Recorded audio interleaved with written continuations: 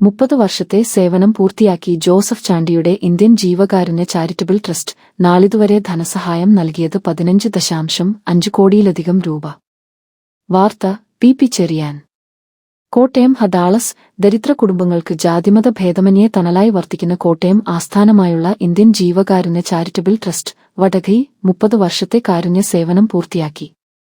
യുഎസിലെ ഡാളസ് നിവാസിയായ mister Joseph ചാണ്ടിയുടെ മാനേജിംഗ് ട്രസ്റ്റി നേതൃത്വത്തിൽ അദ്ദേഹത്തിന്റെ സ്വന്തം സമ്പാദ്യത്തിൽ നിന്നാണ് ഈ ചാരിറ്റി പ്രവർത്തനങ്ങൾക്കുള്ള ഭൂരിഭാഗം ഫണ്ടും കണ്ടെത്തുന്നത്. ഇതുവരെ ഇന്ത്യയൊട്ടാകെ 15,53,64,100 രൂപയുടെ ജീവകാരുണ്യ പ്രവർത്തനങ്ങൾ ട്രസ്റ്റ് നടത്തിയിട്ടുണ്ട്.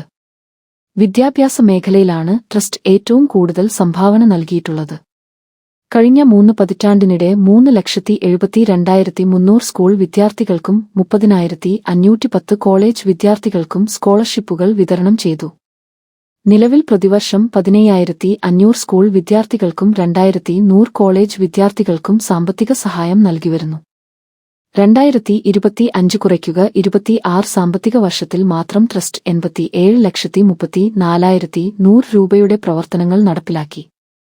വിവിധ മേഖലകളിലെ വിഹിതം താഴെ പറയുന്ന പ്രകാരമാണ്: 34,33,600 രൂപ ഭവന നിർമ്മാണ സഹായം, 34,20,000 രൂപ കരുണ്യസ്പർശം പദ്ധതിയിലൂടെ 280 ബി.പി.എൽ കുടുംബങ്ങൾക്ക് സഹായം നൽകി.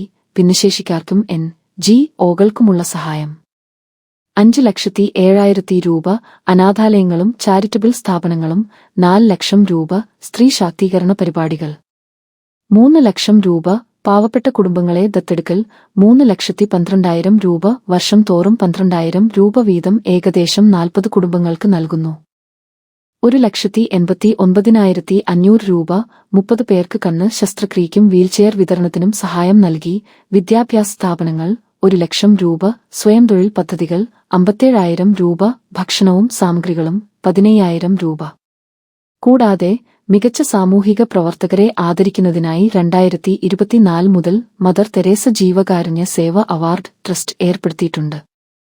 All India coordinator prof. Dr. A K. Janardhanan, secretary Mister James Joseph എന്നിവരും വിവിധ ജില്ലകളിലെ സാമൂഹിക പ്രവർത്തകരും ഈ പ്രവർത്തനങ്ങൾക്ക് നേതൃത്വം നൽകുന്നു.